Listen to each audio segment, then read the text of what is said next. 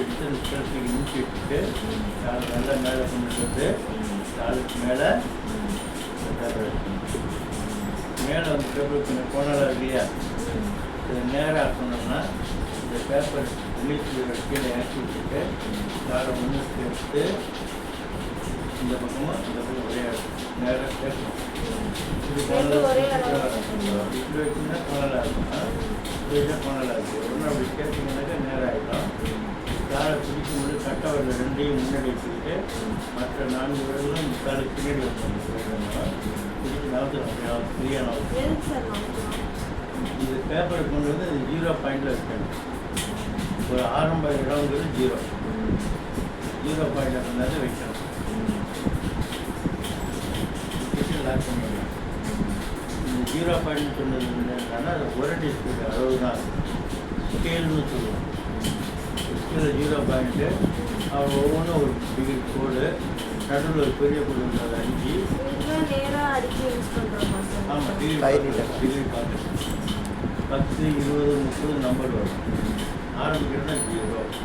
ஒரு எழுத்துக்கு ஒரு டிகிரி, 2 கோட்டுக்கு நடுவில் ஒரு எழுத்து வரும். நம்ம கணக்கு அதை வாங்கி பார்க்கணும். நம்ம எந்த டிகிரியில் அடிக்கிறோம் கேள்வி ஸ்கேல் வாங்கி பேப்பர் நிறைய கட் பண்ணிட்டு பேப்பர் கீழே அடித்து கம்ப்யூட்டர் இப்படி இழுத்தோம்னா அப்படி கம்ப்யூட்டர் தொடங்குற இடம் மார்க்கிங் 10 தொடங்கணும். நோட்டில் எழுதும்போது இடது பக்கத்துலேருந்து தொடங்குற, வலது பக்கத்துலேருந்து தொடங்குது. அது இடது பக்கம். இங்கே இருந்தோம்னா டைப் அடிக்கிற எழுத்து இங்கே தான் இருக்கணும், இங்கேருந்து தான் தொடங்கணும். அதனால் இந்த கம்ப்யூட்டர் கொஞ்சம் இழுத்து 10லேருந்து ஸ்டார்ட் பண்ணிக்கணும். ஓகேவா? இந்த 0லேருந்து 10 டிகிரி வரைக்கும் நம்ம எதுவும் டைப் அடிக்க போகிறது இல்லை. அந்த காலியான இடத்துக்கு பேர் மார்ஜின். நோட்டில் எழுதும்போது மார்ஜின் கொடுக்குறோம் இல்லையா, அதே மாதிரி இங்கே மார்ஜின்.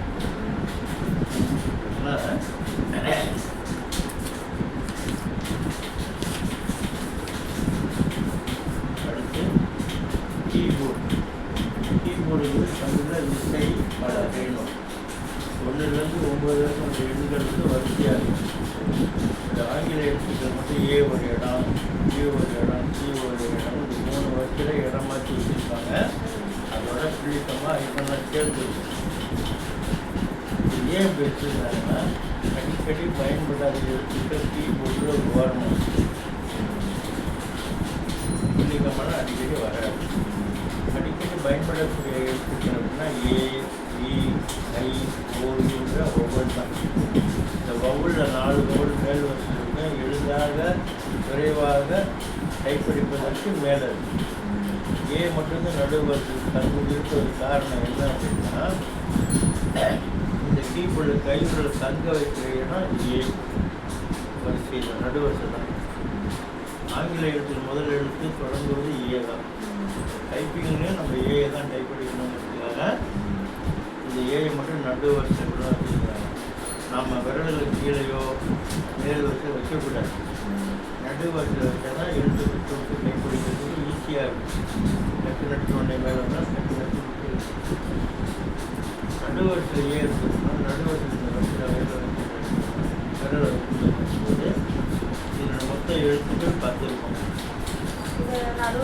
எண்ணி பார்த்தோம்னா மொத்தம் 10 எழுத்துக்கள். இந்த 6 கேள்விகளும் கூடுதலான எழுத்துக்கள். அது சுண்டுவரில் கைப்பற்றா போதும். ஒரு சுண்டுவரில் 3 எழுத்து வரும், 1, 2, 3. ஆனால் கைவிரல் வைக்கிற இடம் வந்து செமிக்கோலன் தான் தொடங்கணும். செமிக்கோலன் 2வது எழுத்து, 3வது எழுத்து, 4வது எழுத்து.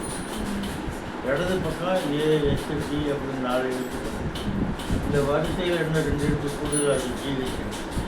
அது அடுத்த பாடத்தில் எப்படி அடிக்கணும்னு பார்த்தீங்கன்னா முதல் பாடத்தில் இது முதல் பாடத்தில் நம்ம கைப்பிடிக்கப்படுற எழுத்துக்கள் இடது பக்கம் 4 எழுத்து தான். அது A, S, D எழுத்து.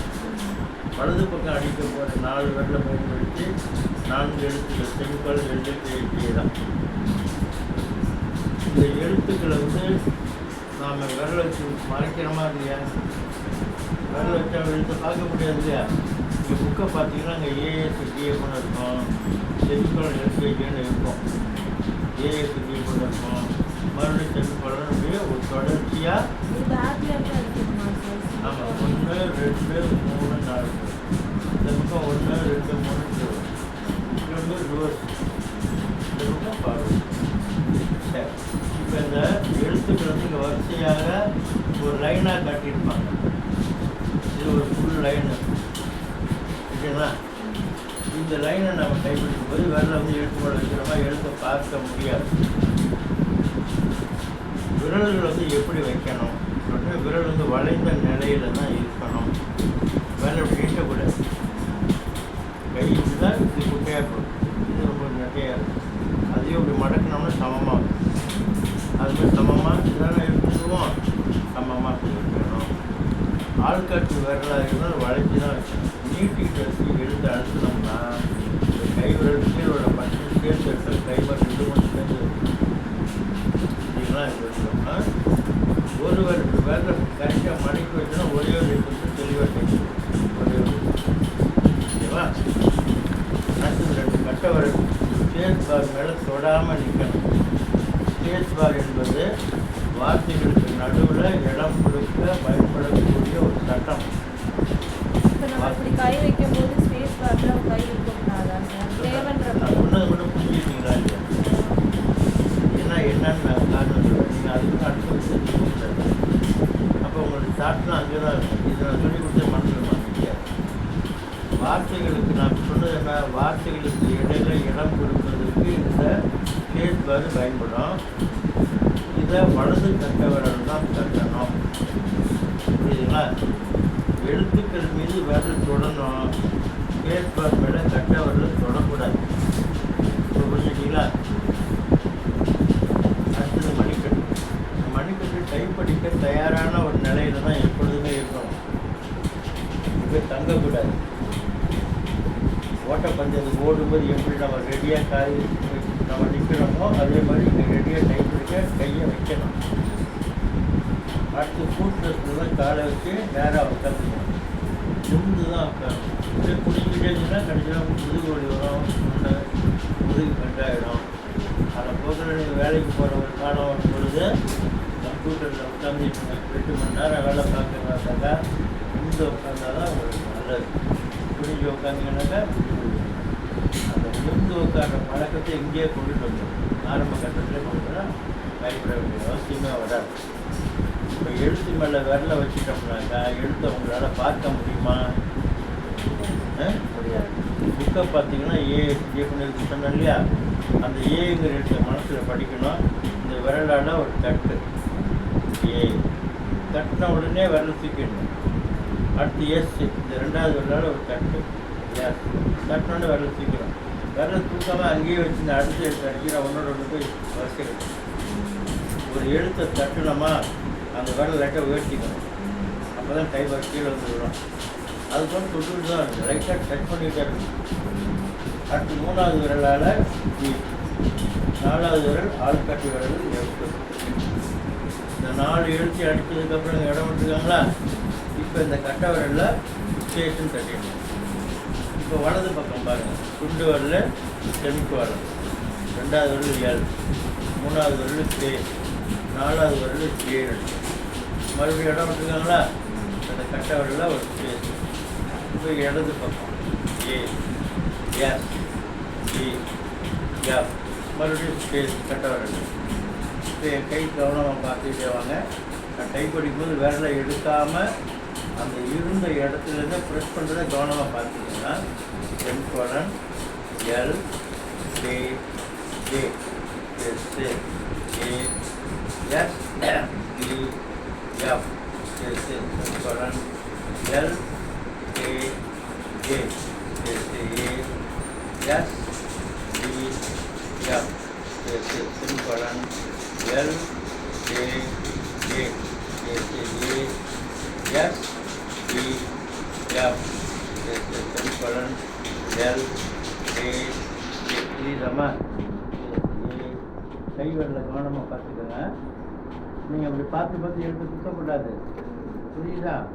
அதுக்கு தான் நம்ம இதை கை வரல் மடக்கி வச்சுட்டேன், தூக்காமல் கை வரல் எஃப் டி எஃப். பெல்ட் ஒன்று கேட்டுதாப்பா? கேட்டுதா? பெல்ட் ஒன்று கேட்டுதான் தான் நான் கேட்ட கேள்வி. பேசுறது கேட்டுதா? ஏன் கேட்குதுன்னா லைன் முடிய போகுதுன்னு ஒரு எச்சரிக்கை மணி தான். இந்த எச்சரிக்கை கேட்டதுக்கப்புறம் நீங்கள் தொடர்ந்து டைப் அடித்தால் ஒரு 4 எழுத்து 5 எழுத்துக்கு மேலே அடிக்க முடியாது. கேரேஜ் நகர் அது படிக்கிற அப்படியே கேட்கிட்டு இதை தாண்டி நம்ம அடிக்க முடியாது. இப்போ நீங்கள் ஆக்சுவலாக எங்கே வந்தாகணும்? அடுத்த லைனுக்கு வந்தாகணும். இப்படி பெல் சவுண்டு கேட்கும்போது நீங்கள் டைப் அடித்து முடிச்சிட்டிங்கன்னா அடுத்த லைன் மாறி வந்துடணும். அடுத்த லைன் மாறுவதற்கு இந்த லீவரை பயன்படுத்தணும். இந்த லீவருக்கு பெயர் வந்து கேரேஜ் ரிட்டர்ன் லீவர். உருளை தாங்கி திசை திருப்பும் நம்புகோல். இந்த லீவரை ஒரு தடவை ஒரு புஷ் பண்ணினீங்கன்னா கபில் மேலே ஏறிடும். லீவரை நானே விடலை, தள்ளுனது அப்படியே நிறுத்தி வச்சுக்கலாம். அப்படியே தள்ளிக்கிட்டே வந்து 10 கிட்டே வந்தாலும் அந்த லீவரை தான் விடணும். அப்புறம் அடுத்து 2வது இடம். 2வது இடம் பார்த்துட்டு டைப் பண்ணி வரையாடிக்கும் போது கைவரில் கவனமாக இப்போ பாருங்கள். A S D F S semicolon L A A S A S D F புரியுதாம்மா? Semicolon L A A. நான் இப்போ டைப் படிக்க எழுத்து போய் கரெக்டாக விழுகும். நீங்கள் டைப் படிக்கும்போது இப்போ எழுத்திங்க எழுத்து விழாது. என்னடா கேரேஜ் விட மாட்டேன்னு சொல்ல மாட்டேங்கிற அப்படின்னா யோசனை பண்ணிட்டு இப்படி ஒன்றா எடுத்து விடாது. புரியுதா? சில பேர் நான் சொல்லி போனதுக்கப்புறம் இப்படி உட்காந்து கட்டிட்டுருவாங்க. எழுத்து ஆஹா அப்படின்னா அது மாதிரி அடிக்கப்படுவாங்க. கீபோர்டில் அந்தந்த எழுத்துக்கு அந்தந்த விரலை மட்டும்தான் பயன்படுத்தணும். அப்படி பயன்படுத்தும் போது முதல் நாள் எழுத்து விழலைன்னா கூட ஒரு 20 லைன் வரைக்கும் சிரமமாக இருக்கும். அப்புறம் உங்களுக்கு பழகிடும், மைண்டு செட் ஆகிடும். இப்போ நான் அடிக்கிறது மாதிரி நீங்கள் முயற்சி பண்ணி அடிக்க தொடங்கணும்.